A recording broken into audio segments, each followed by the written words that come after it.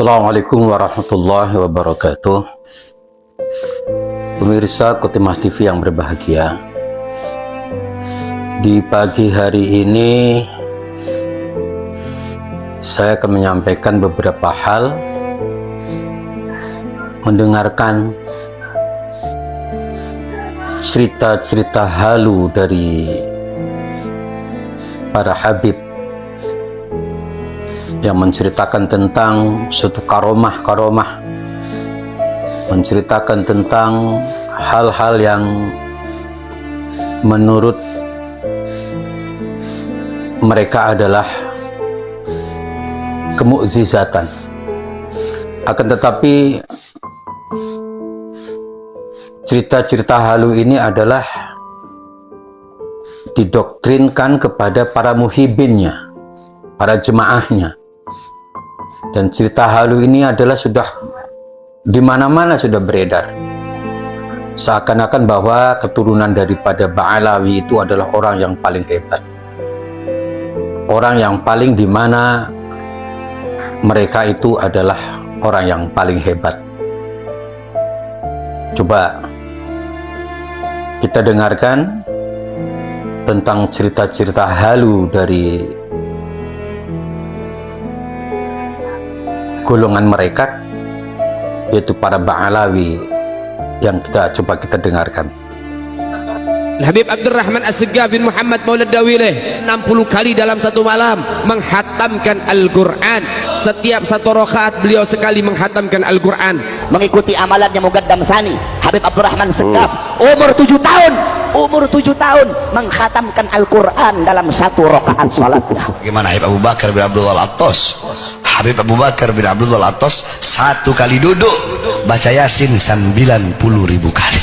Habib Muhammad Maulad Dawileh mengatakan, wahai anak-anakku, aku kepingin tahu sudah nyampe mana kamu itu. Coba ayo, coba terbang satu-satu. Disuruh terbang satu-satu. Terbang satu-satu. Bagus. Tinggal yang paling kecil kalau nggak salah Habib Abdurrahman Segaf. Dari Abdurrahman, terbang. Dal marhaba. Takut anu bang. Terbang ditembus sampai atap rumahnya ditembus, jebol dus ditembus, kemudian cukup ngerusak atap kamu. Kemudian kata Habib Abdurrahman Segaf, demi Allah kalau aku nggak dipanggil sama abahku, langit itu aku tembus. Abu Bakar bin Salim ini sangat luar biasa, bahkan ucapan beliau mengatakan, kalau aku tidak malu kepada Allah Ta'ala, maka neraka Jahannam itu akan aku matikan. Wali masuk ke kota Tarim, yang wali, subhanallah, Allah berikan keagungan daripada karomah mereka sampai memberhentikan matahari. Matahari itu dibuat berhenti agak lama asarnya. Kemudian ada perempuan kota Tarim keluar dari jendela yang mengatakan, gal ya fulan fakka syams, lepaskan itu yang namanya mataharinya, kita lagi puasa ahli Tarim, nanti kelamaan ini puasanya, lepaskan. Subhanallah, ini wali langsung tahu dilepaskan sehingga subhanallah. Ya, itulah cerita-cerita halu dari para Ba'alawi. Ada yang menghatapkan Quran dalam satu malam sekian ribu, sekali duduk membaca Yasin 90.000. Ada yang bisa terbang, ada yang macam-macam. Bahkan kalau cukup banyak cerita-cerita halu, sampai ada yang memadamkan api neraka, kata neraka Jahannam, kalau tidak malu kepada Allah. Ada juga yang malaikat mungkar wa nakir dikirimi surat supaya tidak menyiksa orang yang di dalam kubur. Ini cerita-cerita halu semacam ini adalah seakan-akan, dan anehnya hanya dari golongan mereka saja yang diceritakan, dari golongan mereka tentang karomah-karomah itu, tentang tarim dan lain sebagainya. Nah, oleh karena itu coba, para muhibin, kalian sadarlah bahwa doktrin cerita halu semacam ini adalah untuk tipu daya kepada kalian, supaya kalian percaya bahwa klan Ba'alawi itu adalah orang-orang yang hebat, Tarim itu adalah negara atau kota yang hebat, Padahal Tarim itu kota yang miskin di sana. Jadi katanya di sana tidak boleh diaspal, jangan-jangan tidak punya aspal untuk mengaspal. Bukan karena tidak mau diaspal, tapi memang tidak punya aspal. Nah, jadi jangan terpedaya, kesesatan-kesesatan semacam ini adalah dilakukan oleh para Ba'alawi kepada kita. Kok kita tuh masih seakan percaya? Sudah ada beberapa kesesatan terbukti bahwa klan Ba'alawi yang ada di Indonesia itu terbukti bukan duriah Nabi. Banyak hal-hal yang coba, kalau kita dari secara logika saja, bahwa kepalsuan-kepalsuan mereka itu sudah terbongkar satu persatu di Indonesia. Dulu kita memang awal-awal terkait masalah nasab, walaupun dipertentangkan, diperdebatkan, ada klaim sana, klaim sini, dibuka buku yang kemarin ketika kami memberi konten tentang bagaimana wawancara dengan Kiai Maduddin ya. Akhirnya dibantah, tapi ternyata bantahan-bantahan itu tidak masuk akal. Yang sampai hari ini bantahan tesis daripada Kiai Maduddin ini tidak terbukti, tidak bisa membuktikan bantahannya itu. Padahal kalau seandainya kita umpamanya, dalam suatu perjalanan tiba-tiba saya itu dicegat polisi umpamanya, lalu ditanya surat-suratnya, mana SIM-nya, mana STNK-nya, mana KTP-nya. Kalau kita memang punya, langsung kita serahkan ini bukti. Kalaupun barangkali saya ketinggalan, ya sementara saja, pulang diambil, sudah selesai. Sudah selesai. Padahal sudah berapa abad Ba'alawi itu mengaku duriah Kanjeng Nabi. Dasarnya dari apa, dari mana, surat-suratnya mana?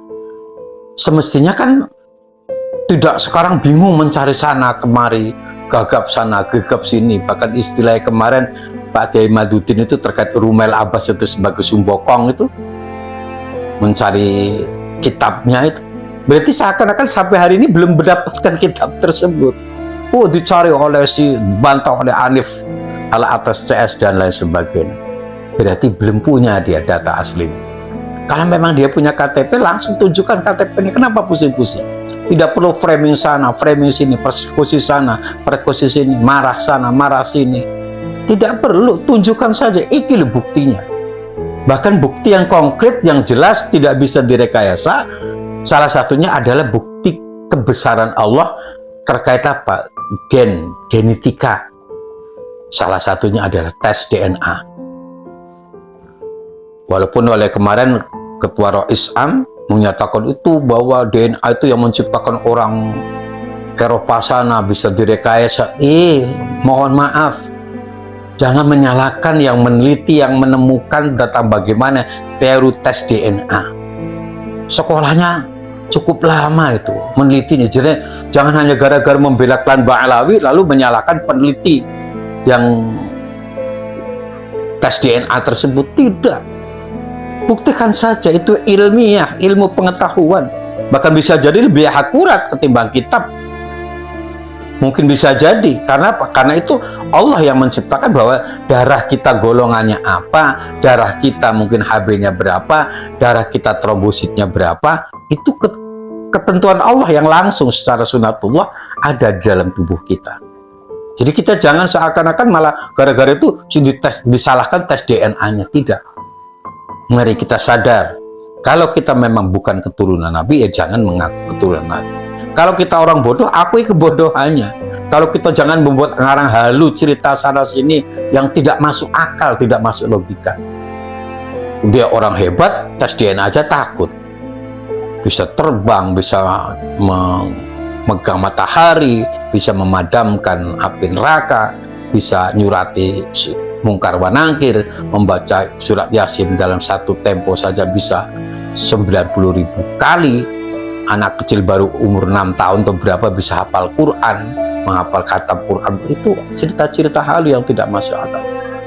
Oleh karena itu mari para muhibin sadar, yang kalau kemarin saya konten terkait asal usul daripada Habib itu dari mana, dari Yaman yang dibawa oleh Belanda. Hari ini bahwa menyatakan bahwa mereka adalah banyak menceritakan cerita-cerita halu.